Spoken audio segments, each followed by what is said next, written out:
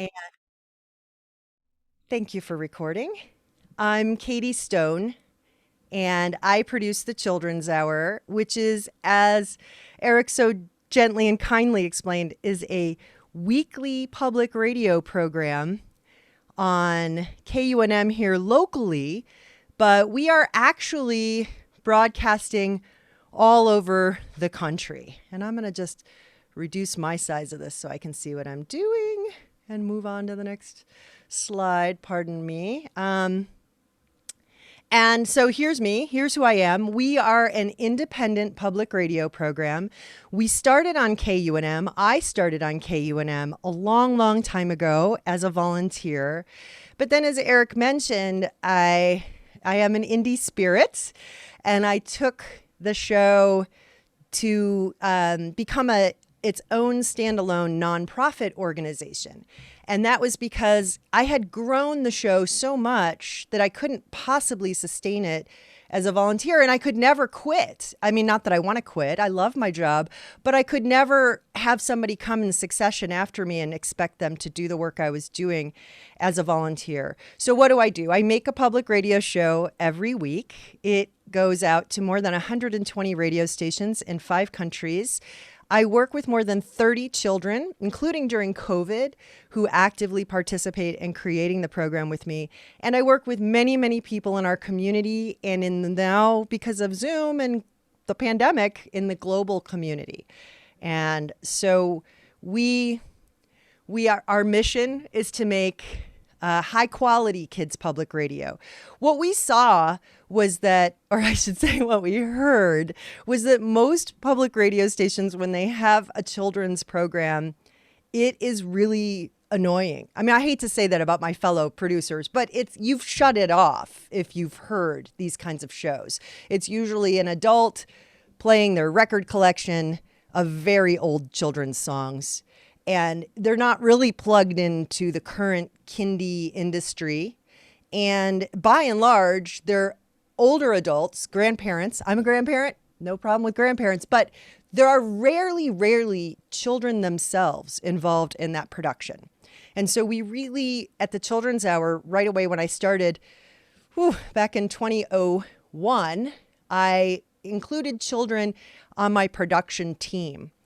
And I'm now through many generations of kids who have worked with me over the years.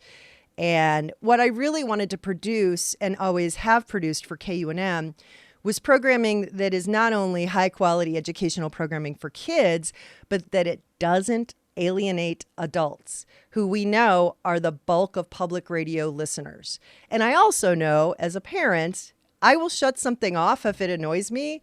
So I really wanted to have some kind of programming that was just not annoying. And so we are every week on more than 120 stations in 5 countries. And that growth has been phenomenal. And I'm going to show you exactly how we got there. Well, first of all, we have these goals. We train New Mexican kids in radio production.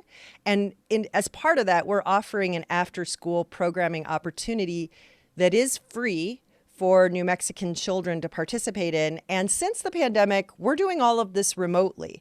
And when we had to flip to remote broadcasting and remote recording of our shows, which used to be produced live on Saturday mornings, so crazy, we were able to include kids from around the state. It was for a long time that the kids who participated were mostly from Albuquerque, and that makes sense because if you have to be live at my studio, which is different from KUNM, I have my own studio.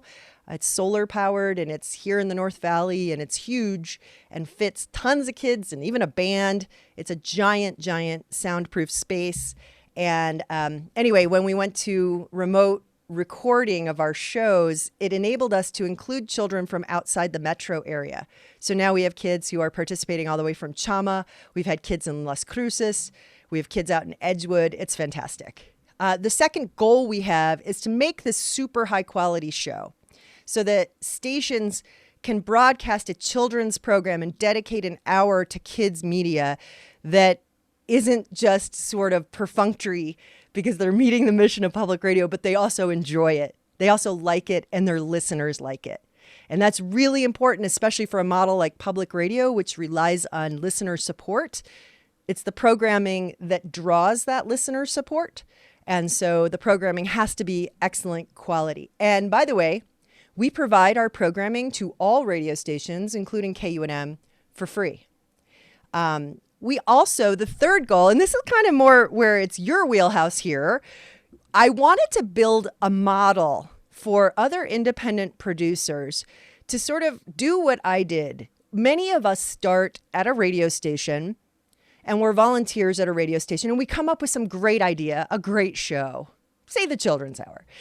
And in that process, we're volunteers. And so the access we have to tools and to support, it varies based on the radio station. But one thing we know, and if you follow me on Twitter, I've been talking about this, which is that women are leaving public radio in the national landscape. We don't really know why that's happening. I have my suspicions.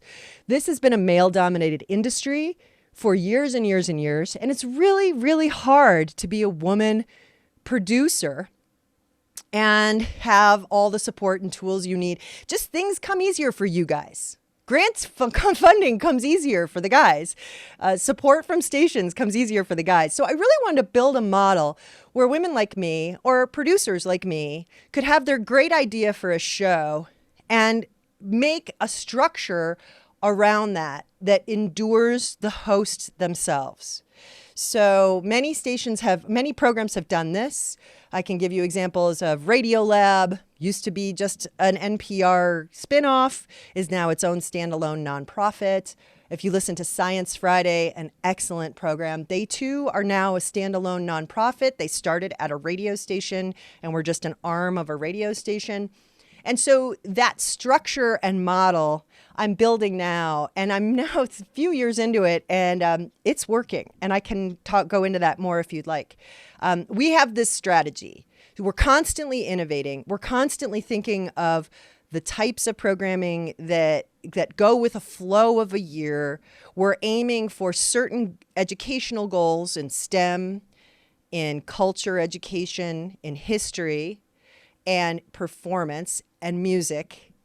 And now we've added social, emotional, educational goals to our programming, which you're going to hear on the Children's Hour, especially as the pandemic has come along. And health education is obviously very important, but that kind of falls under STEM. So we are actually innovating all the time on what topics are current of the day and how can we pull kids into understanding more about what's happening in the world around them. And really, everyone listening, not just kids, old kids too. I have years of experience. I started in public radio at 15 years old, which is crazy. I'm really old now. Like I told you, I'm a grandma, so it's been decades. And that experience is pretty great. My team has a lot of experience too. And I'm not talking about the kids I work with, although many of them I've worked with for years. I'm talking about the other team, my post-production friends who are helping me out. The other strategy we have for success, especially in reaching so many listeners, more than 500,000 every week, is that we offer free distribution to radio stations, which I mentioned. Because honestly, radio stations aren't going to, it's so sad, they're not going to invest in kids programming. They're just not. They're not until they're hooked. And it may come a day where I start charging for the show, but I'm waiting until more stations are really hooked on it. And if I did charge for the show, it would be very minimal amount because I know stations don't really have the money to invest in that. I want the stations to invest in their transmitters, in their electricity, and in someone at their board to make sure that the show airs. And here's our target markets. It's really three. It's kids, families, educators. That's our listening audience. You could just say listening audience here, but really I narrow that down. And then our second target market is, of course, public radio stations themselves, the decision makers who decide on programming. We're always trying to reach out to them. And then our third market, which is not really a market, but we're having to sell the show to those who grant us funding. And that includes granting, organizations as well as individual funders. And that's, selling the show in a way to folks like that and convincing people that this is actually hugely groundbreaking. And it is. the work we do is absolutely cutting edge in the world of public radio. And it's so great that it comes right here from New Mexico. And here's my contact us. So I told you this was a very, very brief presentation. I really wanted to just kind of field questions from folks and talk more if you have any interest in sort of the development of us as a business and also how we involve community. And I had a timeline in here, but I kind of erased it. I started in 2001 as a volunteer at KUNM. And in 2018, which is not that long ago, I started this nonprofit.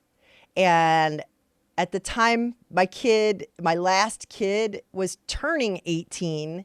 And I thought, I better get this nonprofit going so that someday I can retire. We are several years later. I'm not planning to retire, but I have built this team. And now our team is pretty darn strong. And I figured out kind of through trial and error what I need in order to carry on this work and do the best job I possibly can. And I'm very proud of our community partners we have. We're about to embark on a very exciting, cutting edge, first of its kind history project this year with the folks at NACA, which is the Native American Community Academy's curriculum folks. They're the folks who are tasked with creating curriculum in response to that Yazzie lawsuit. I really wanted to do a deep dive history into the Southwest of the United States and do a history dive into that goes all the way back to 23,000 years ago when we know we found footprints of human beings here in New Mexico, all the way up to the present. And when I started to think about that history and how I wanted it to sound, I'm always thinking of how things sound, but also how it could have the most impact possible. It was really to include Indigenous kids in the entire production process. And that is happening, and that will come on the air this fall. The last thing I'm going to throw out there is in the last year, we've done a few things. One is we created a musical in the pandemic. That's a whole other story. That was because everybody was kind of losing their mind. I was watching the kids get very, very depressed, and I knew I had to do something and create more programming as all of their after-school activities were canceled. Also, we needed to have something to mark the pandemic from a kid's point of view, and our musical did that. The other thing we did this year is we started adding learning guides to many of our episodes, which are free, downloadable for teachers and educators, so that if you hear a show on, for example, governing a state, which we worked with Governor Michelle Lujan Grisham, that show has a comprehensive learning guide that meets national education standards. And civics education is super important to us. We can see why we need civics education. We clearly don't have enough in our national dialogue in our schools. And so I'm trying to help fill those gaps. And I guess I'm just here for questions. I hope that, you will tune in. We're on Saturday mornings at 9 a.m. on KUNM, and we are all over the country, all over the world, every single day of the week. You can hear our show, and that is, you are so totally welcome to listen to us and, offer your suggestions and tips and whatever else. And thanks so much. I'm here for you. I don't know if you want me to take my presentation down or... I wasn't paying attention to the chat. Okay, if you have questions, let us know in the chat. And so first of all, yes, some applause here. Thank you. Oh boy, this is going to be a little echoey. We've got a couple choices. So first of all, are there people in the room who would like to chat or like to ask a question? Let's go ahead and use that mic over there because this one's a little wacky. Uh-oh.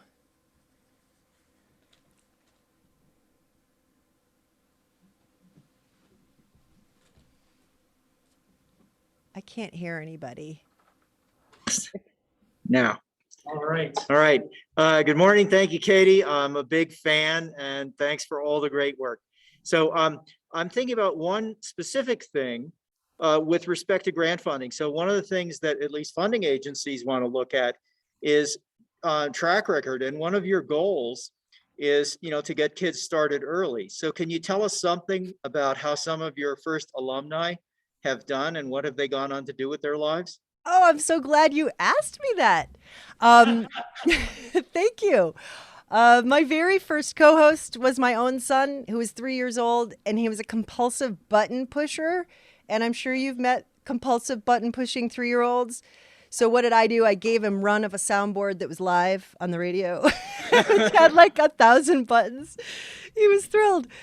He went on to study physics and biology, quite a combo, and is now gainfully employed and credits his public radio work in his ability to present himself in oral speaking.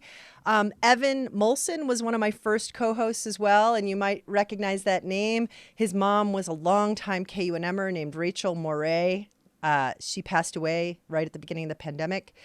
And Evan is in his early 30s, and he is the vice president of my board. And he is very involved still. Fantastic to have him in our fold. He's always been a great supporter and a person I could turn to for advice and counsel even after he left the show. He stuck with me all the way through high school. He did go on to produce public radio in college, but ultimately his job is in like sales and marketing. Jenna Ritchie, who was one of my early co-hosts, is also in her early 30s. And last I heard, she just got a law degree from UNM. I would assume we taught public speaking to that. And we just, other kids are coming up down the pike. They're in college. They're young adults. I hear from them usually when they hit about 25. They contact me and tell me what they're up to, ask me for letters of recommendation. And I know our impact on those kids is huge because I hear from their parents. I've surveyed former crew, and it's things like public speaking and confidence and writing, all these things they're tasked to do on the Children's Hour. And so especially speaking in front of an audience. When we were doing live shows, we were doing about half of them live from public venues. So we would have an audience of anywhere from 30 to, one time we had 600 kids. And, my crew had to stand up and confidently present and always did a great job. So that's where the crew is at. Fantastic. That's a great record. Thank you. I think we got Sonia next in the room. Any other folks in the room that want to? Okay, Miriam, you'll be up next, then we'll go to online. Morning, Katie. Morning. I'm Sonia doing. We met, I think the last time you presented, it was a while ago, right? Yeah. But I'm an award-winning author, and I run Plot Duckies Publishing, where we publish books with strong female characters. But I wanted to ask you were talking about how you really paved the way for others who have come up with ideas and want to sort of create their own show. And I'm curious how are you getting the word out? Like, how does if someone's volunteering at a radio station and they're working, how do they find out about you and about your journey? That's really hard.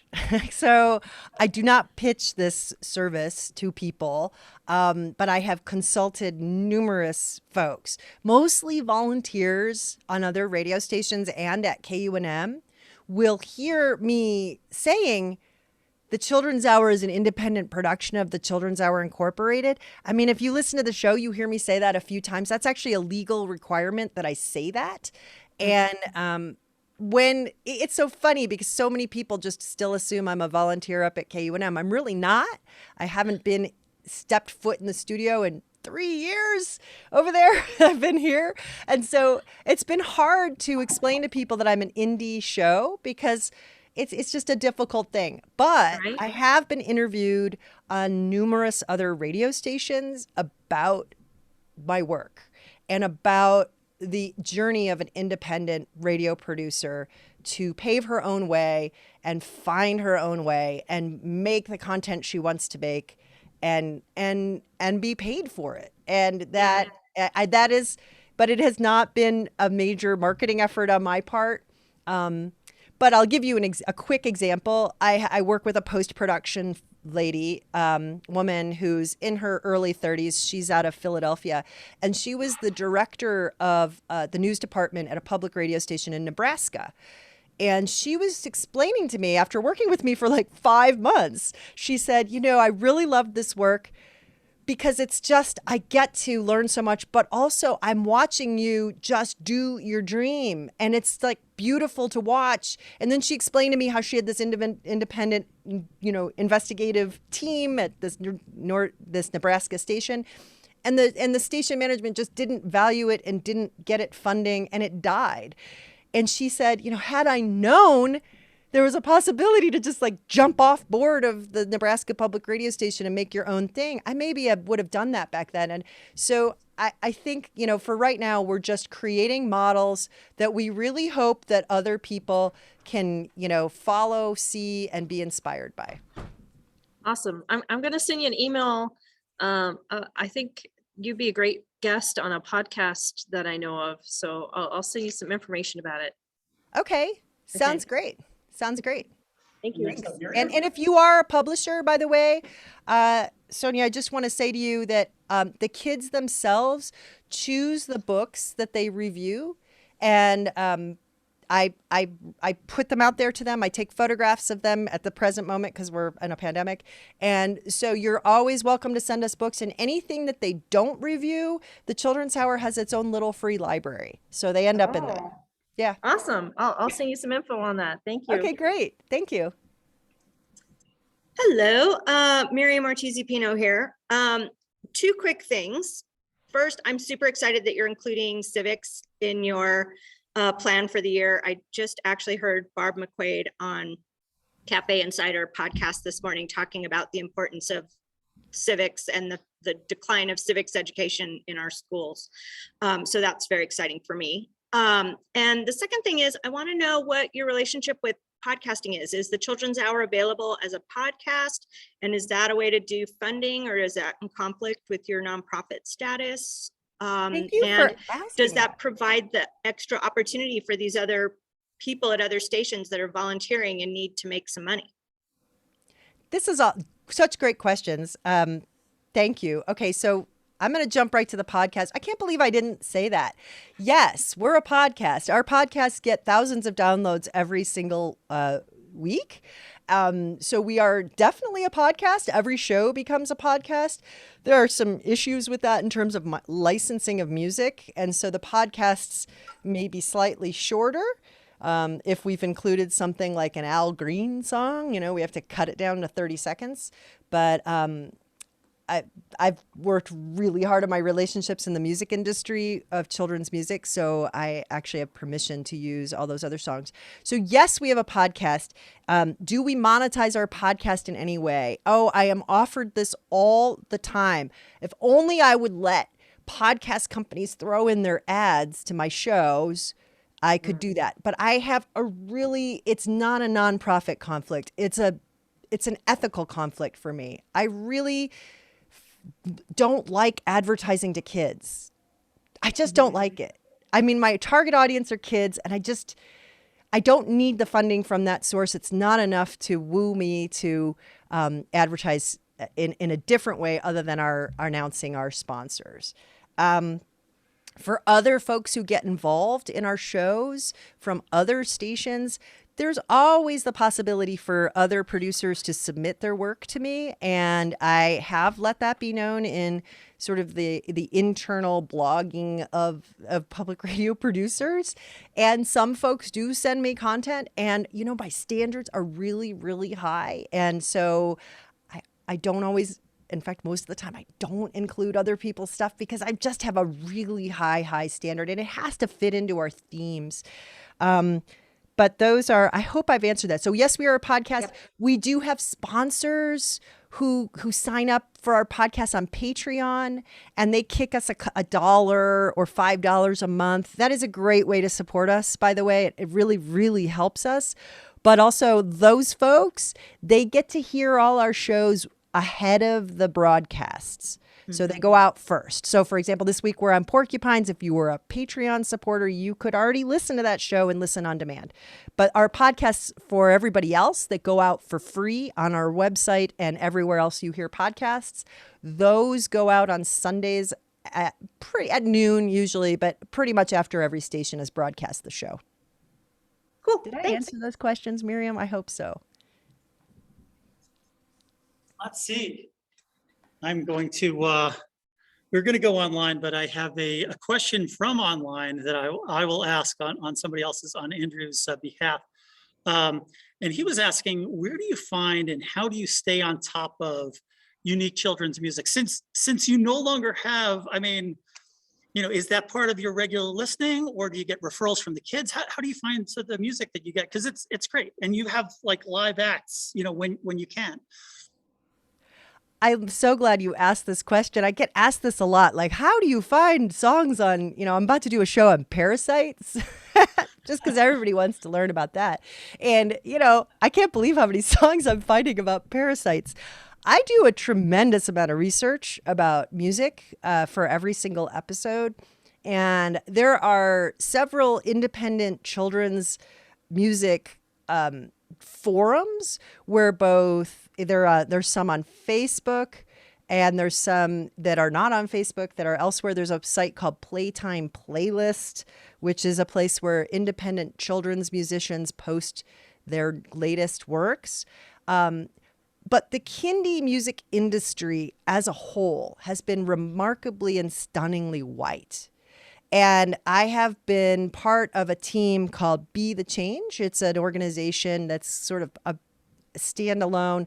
It came out of the kindie, we call it, music industry, independent children's musician music industry. And the goal of Be the Change is to improve visibility and access to broadcasting of non-white people's children's music. And it seems so silly, but like it's actually been, there was a big controversy last year in the Grammys that you may have heard this or maybe not, that a bunch of children's musicians up for the best children's CD for a Grammy were all white. And it was a year last year where there were so many excellent releases by people of color. And so it was quite shocking last year for all of us in this industry to see the Grammy nominees.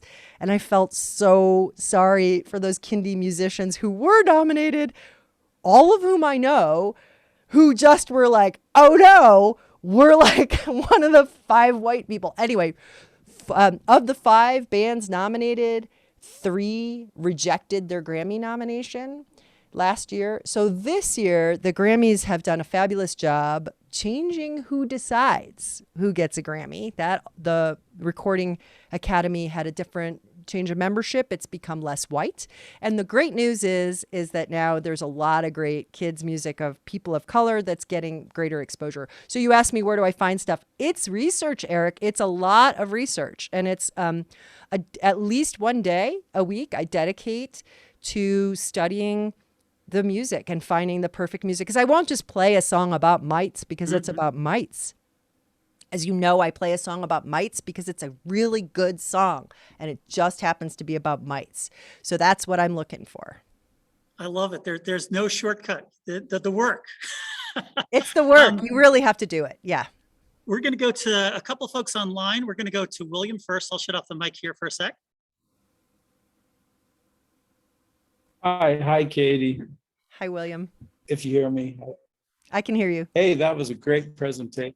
Okay, that was a wonderful presentation. I enjoyed it. I wish I would have known you when I was younger because I needed somebody like you in my life to make me a good student. I wasn't a very good student, but I did go into broadcasting. I'm a broadcast engineer. I worked at KOB TV for a long time. I've done producing different shows. But most all my questions were already answered by these wonderful questions that you just answered by the people on this Zoom meeting. But I recall talking to someone about, I know the Musk organization, Kimber Musk does a lot with kids. And this one lady I know, unfortunately, she's passed away now, but she was dealing with them. They were real interested in her ideas about kindergartners growing plants. And that was a term that she had come up with. It stuck with me, kindergartners. I guess growing things in the garden, make them an engineer, right? Kindergartners, I like that. And robots, I love podcasts. I listen to Lex Friedman a lot. He's very popular. And so his goals for the new year, one goal was to build robots. And I know every kid loves robots. So there's so much happening in that area and the tech. I just thought I'd throw that out there. So thanks again. That's all I have to say. Nice to meet another broadcaster. Thank you, William. Thanks.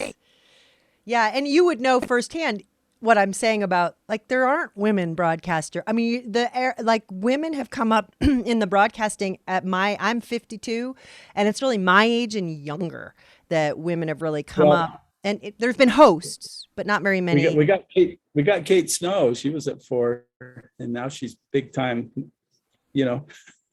I think she's right on ABC. Kate Snow, and there's been a couple of really tremendous advances for some of the women, that came from Albuquerque. And I can't think of their names right now, but Scotty Schwartz was from Albuquerque. And so there are some movements now upward trending. And that's the other thing. Oh yeah, you mentioned you worked with NACA. I'm Native American. I'm trying to start a business. So I'm telling everybody, oh yeah, I'm a member of a nationally recognized tribe. And so all those little things sort of help. And I'm not much of a public speaker. I get really self-conscious. I do. I got a lot out of your presentation. I want you to know that I just really enjoyed it. Okay, I'm done. Well, I think you're right. I mean, had you had training on being a public speaker when you were 7 years old, I really think that's a gift, because it teaches kids at a very young age how powerful their voice is, and really just, that you can do it. Everyone tells me how nervous they are. And I always say to people when we were live on the air, and Eric's been in the studio with me when I've said this, I always tell guests, no one is listening. Only your mom is listening. And that's actually super not true, where we've been ranked like number 1 to number 4 in radio, which also, can I just point out, a children's show that hits the Nielsen ratings at 4 and above is insane. That's like unheard of anywhere in the country. So that's how I knew I had a little gem on my hands, is watching our ratings just skyrocket. And I thought, oh my gosh, we're really reaching people and they're not shutting us off. But I always tell kids, no one's listening. So you're getting applause here from the folks in the room here at FatPipe. We've got Daniel up with a question next, I think. And any more questions from the room here, just in case? All right. Let's see, and I can go ahead and ask you the question, Daniel, if it's, let's see, he was asking, and I think you partially covered this, but I'm not sure. As your show is a nonprofit, what are the restrictions, if any, for businesses to advertise with you? It could be straight up ad promos, or does it have to be more like educational advertising? No, thank you for asking that. I should probably be pitching this more often. But really, you can sponsor the Children's Hour either on our national broadcast or only on the KUNM broadcast. We have the ability to do either, and the price differential is available for either. And anyone can sponsor our show. I do have to approve. I personally have to approve. So if you were, for example, a cannabis distributor, I'd probably sadly tell you no, only because kids are our market. I mean, I do want to think about that. But at the same time, I welcome anyone to sponsor our show, as long as you're not in like the sex, drugs business. I'm good everywhere else, basically.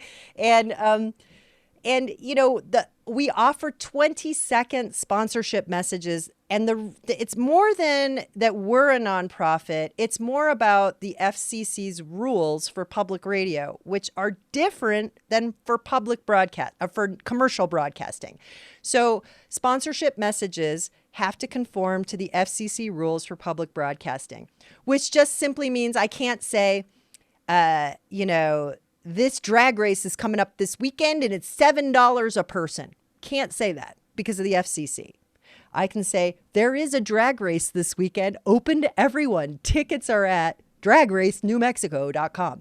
That I can say. So just conforming to the FCC is all we require. And I'm actually an expert in FCC regulations for sponsorship. So I work with everyone who sponsors us to make sure that their message conforms and yet they get their message out there. And honestly, when you sponsor us, it's we put your logo on our website, and we try to give you a lot of credit. Like we tag you in social media over and over, and we do a lot for our sponsors. So thank you. If you're interested in sponsoring the Children's Hour, the other little piece about this is I only allow for 2 commercial sponsors. That doesn't mean nonprofit sponsors. I have other sponsors who are nonprofits, but every show I only allow for 2. And that goes back to I don't really like advertising to kids, but I would love your sponsorship, but I don't like to advertise so much. So grab a spot if you want to be one of our sponsors. We have a sponsorship spot available right now. So we have one, and somebody's actually pitching me to try to get me to give it to them. So grab one if you want one, and you can certainly think ahead. If you have some event coming up that you really want kids and families to be a part of, specifically in New Mexico, specifically in KUNM's audience, which would be Albuquerque and Santa Fe and northern and central New Mexico, I'm a great place to put that sponsorship message because you will for sure have a huge audience listening. And then for the international broadcast, Electric Playhouse is one of our funders and one of our sponsors, and they've been fabulous. I love those folks. And they committed to sponsoring our national broadcast. And the reason they did that is because, first of all, they're expanding around the country, and they really hope to be all over the country someday. And second of all, we all know that we're a tourist destination. So people listening in, Santa Clara, California, they'll come here on vacation, and now they know about Electric Playhouse. And, this is where you can really reach a wider audience. The Balloon Museum is a sponsor of ours, and they jumped on last summer for a couple months just because they had a big exhibit that was opening up, and they wanted that to be on the national show. So, yeah, you can go directly to me. It's really, really reasonable pricing. And if you are a business, I'm a tax write-off for you. So there you go. Not a hard sell, but a good one. Let's see. So we've got one last question from online. I'll go ahead and ask Adam to step up with that one. And then I've got a couple of closing questions for you. And I don't have a long list of events, but I have one event that's kind of tied into today's program that I'd like to share. So Adam, can you ask your question, please? Good morning, Katie. This is Adam. It was great to see you when you came last time, and it's exciting to hear more about it. Thanks for being out there and representing. I'm curious, you mentioned about being indie and breaks and stuff. So how do you manage not having breaks, or what comes in your way? This show is a wonderful show. I love my show. Don't get me wrong. I'm living my dream. I'm so happy to live my dream. Let me qualify what I'm about to say with that. I am living my dream. I'm so grateful. Breaks are really hard. I did not get a break until August of last year, from 2018 until August of last year. And when we talk about breaks, I mean like more than just taking a day and refusing to open my laptop. And I did take the whole month of August, and I can't ever really fully go away because I do some of our distribution to national distribution platforms for public radio. They can't be scheduled. They have to be done like live in the moment. Then you release the show. And so you never really get a full break. So like for the holiday break we just had, I have to jump on Mondays and do distribution, and it takes a couple hours, and I have to get stuff uploaded. I do direct distribution for radio stations as well. So I have my own little secret portable portal for radio stations, which is actually part of my, it's so techy that only like super nerds who care about radio would care about this. So I won't go too deep into the weeds. but my own distribution is like so superior to the ones that are on all the public radio distribution channels, and stations are knowing that and seeing that, and they actually like to come to me. So I make sure that I keep that distribution up really current. So I can't really ever get a full break off, which is why I'm building a team. My team has now grown to me, and there's a marketing person and a production person who gives me some backup with my production. I do most of my editing and sound editing myself. And so on my team someday, this is my someday, I want a team member that I can say, okay, I'm going away for a week. You handle all the distribution. And that's my exciting, like, how will I ever get that? Well, that's my goal for this year, is to raise extra money, to raise more money so that somebody else can be on my team too. That's more of a staffer who does sort of the backup of that. But I'm really having to search hard because I've been, as a business person, I've been an independent person for so long. And I know many of you can relate with this.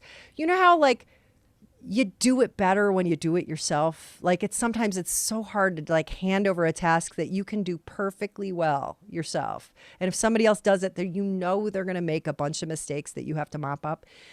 That's kind of where I'm at. Like I haven't yet found my partner to be my person who can kind of ultimately be groomed to help me co-host the show and everything. So I'm looking. I have one volunteer right now who is in her mid-20s, who listened to the show as a child and reached out to me and said her dream job is to be me. And I was like, okay, let's have you volunteer. And so she's volunteering right now. And I'm kind of slowly handing her tasks to see how she does, to see if I can maybe someday, maybe she'll be my person. But anyway, it's hard to get breaks is what I'm trying to say to you. I have to do reruns to get breaks. So for example, this week there's a show on porcupines. It's a rerun. The reason you have a rerun this week is because the last 2 weeks were holiday weeks and I really needed a break and I needed to not be producing.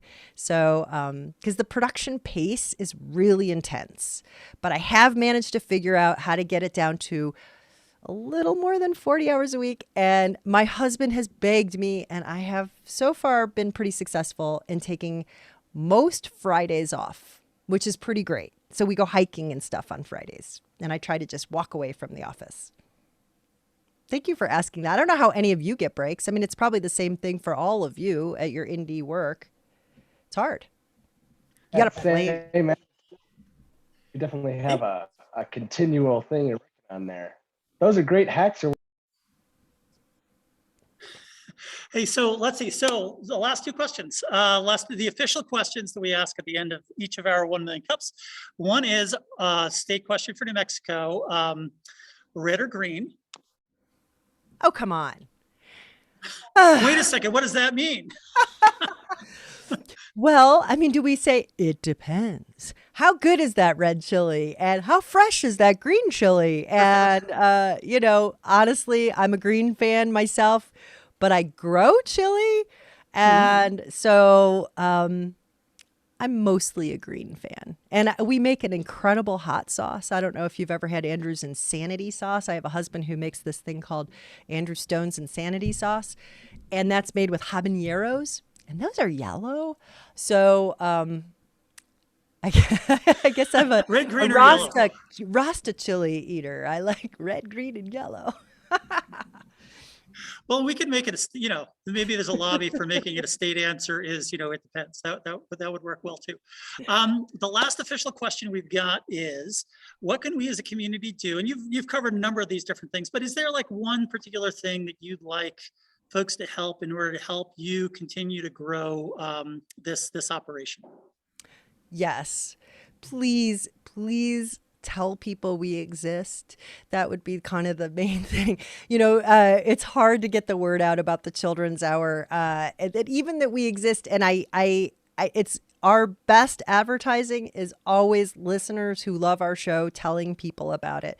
And if you know teachers, specifically teachers who are open to different kinds of curriculum styles, our shows, the ones that have learning guides, are fabulous educational supplements. And I just want to give a plug for teaching kids through audio because kids, kids these days are very interested in the video, the constant screen flickering and all this. And I get it. And it's shortening our attention spans, and it's not always the best way to learn something. And so I know that every classroom has audio learners who really need something like the Children's Hour to actually learn in a deeper way. And it forces your imagination to work and fill in the pieces that you're not getting visually. So I would love to urge teachers to use our shows, our free shows with our free curriculum guides written by an educator, meeting state standards and national standards in education.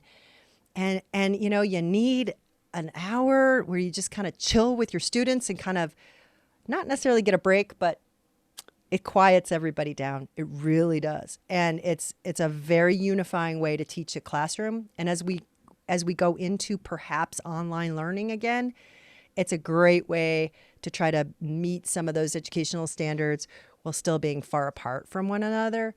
So tell people we exist. That's really what I need from folks, is to tell people we exist. And if you want to donate to the Children's Hour, we are a nonprofit.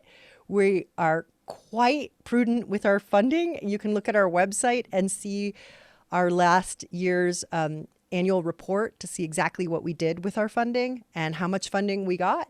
And I urge you to look at that if you're considering being a donor, because you can see it goes really, really far. We serve a lot of kids.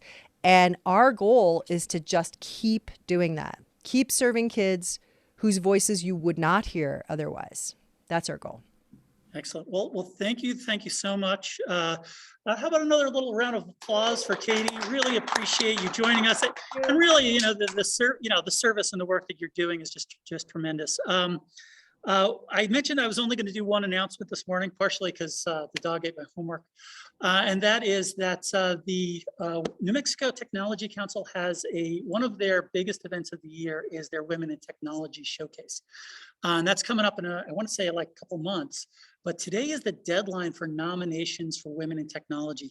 Katie is a previous awardee or honoree as part of that for, as you can tell, very, very good reason.